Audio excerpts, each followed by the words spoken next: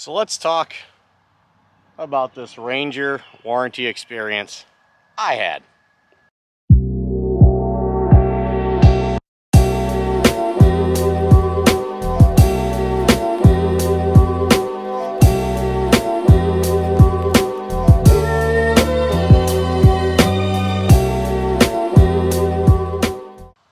So this is a video you guys have been waiting for on the channel for a long time, and I'm not going to get into all of the details, partly because of legal reasons, and also for what I do for a living. I don't need to get too into the weeds, but I'll give you the abridged edition to what all went down.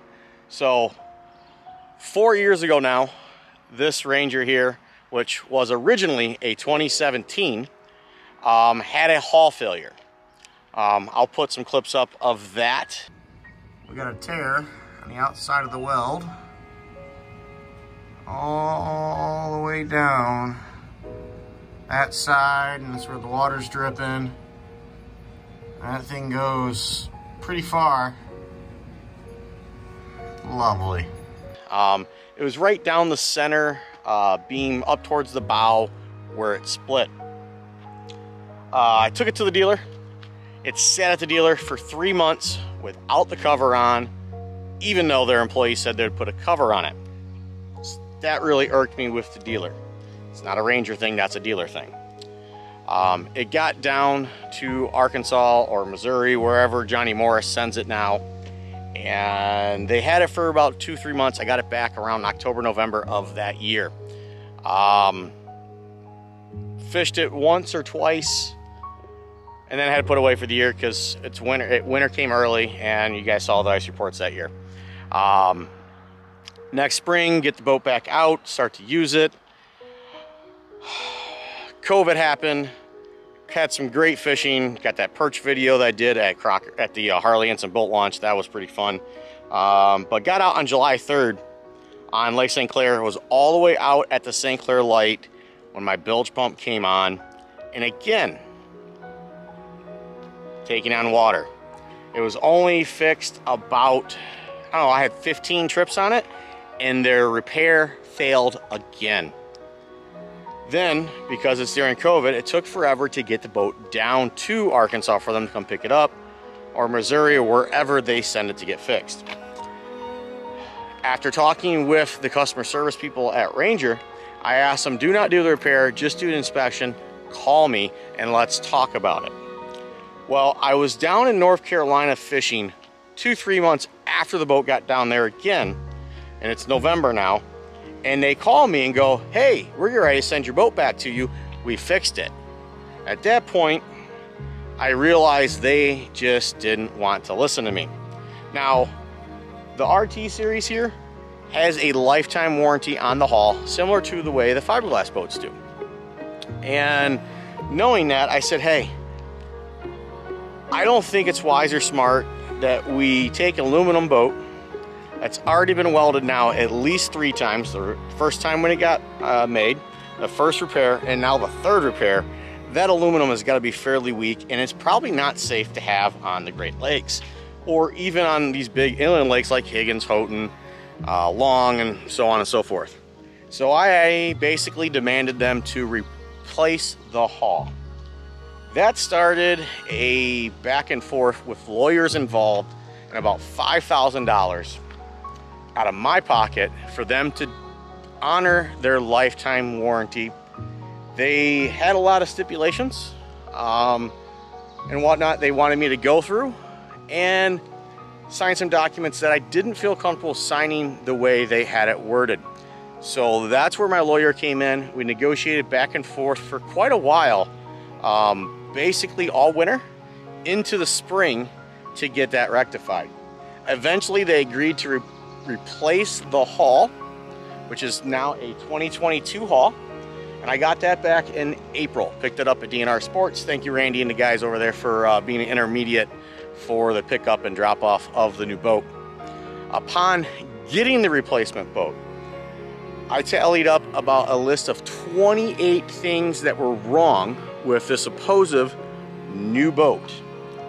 Some of it was cosmetic, some of it was safety related, because they said that this boat would work just fine with that 2-stroke Pro XS. The controls that were on this boat, which were actually from a 4-stroke, they said would work as well. The problem is, wasn't the case. The power steering that was on the 4-stroke does not handle the outboard that I have. So I had to fight with them to get that replaced and changed to the correct one. We eventually got that done.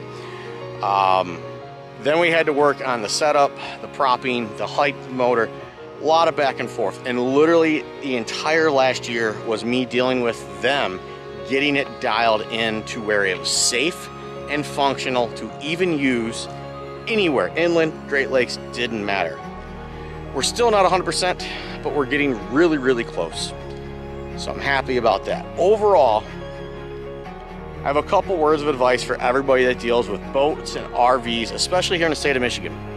There is not a lemon law for RVs and boats, and I believe ATVs and ORVs as well. So read those warranties, understand those warranties. You do have the Consumer Protection Act, which is a federal law to cover you, and I believe Michigan even has one as well.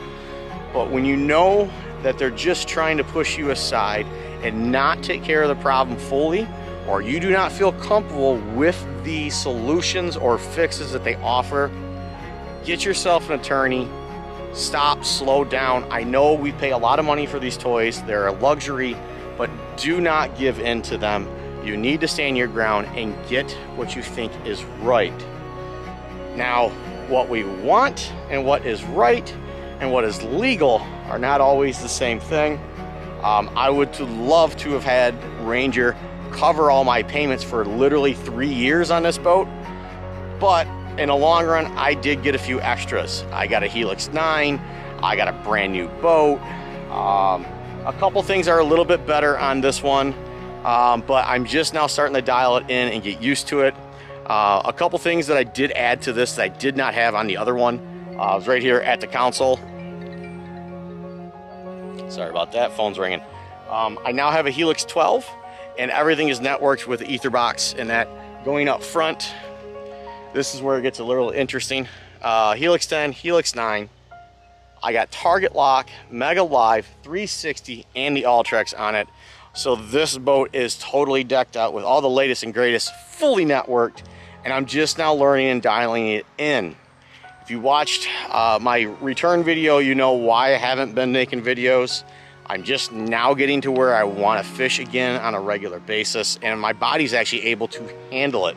And that's a really important thing, because 12 hours on the water can get pretty taxing, and then trying to film and fish and find fish, it's harder than everybody thinks it is.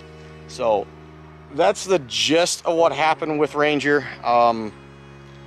Overall, and this is more to Johnny Morris, dude, you really need to work on your customer service skills as a whole, as a company. White River Marine, all of it. I was extremely disappointed.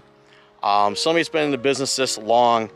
I honestly think they've lost touch with their customer base. Not in the sense what we want to have and buy, but the needs are financial means to actually deal with things. When you spend $30,000 to $50,000 for an aluminum bass boat, depending on how you have it rigged out, you tend to expect certain things. Not that long ago, you could have got a fiberglass boat in the same size as this for 10 grand more than what I paid for the original one. Now that boat is pushing $60,000, $80,000, $90,000 for a fiberglass. So these aluminum boats, for those of us that don't want to go into debt more than our house, we're stuck with something like this, and you need to take care of us. When you offer a lifetime warranty, stand behind it. Don't try to skirt it. It's very frustrating, but eventually I was taken care of because I stood my ground. And that's all I really can say about that without getting myself in too much hot water here. So guys, that's what happened with the boat. I got it back. We're gonna start making videos again. I got some cool ideas on how to film on this boat.